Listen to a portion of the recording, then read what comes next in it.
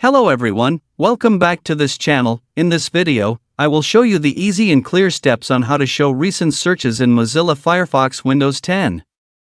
So how to show recent searches in Mozilla Firefox Windows 10. Make sure you keep watching this video until the end. Let's get started right away. Firstly, just go to Firefox browser on your computer or laptop. This is the Firefox browser display. Next, move the cursor to the top right of the screen. There are lots of menu options here. Next, tap the three-line icon here. And a scrolling menu will appear like this. And tap the Settings menu here. Now here you are in the Settings menu.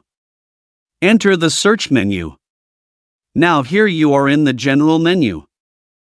Tap Show Recent Searches.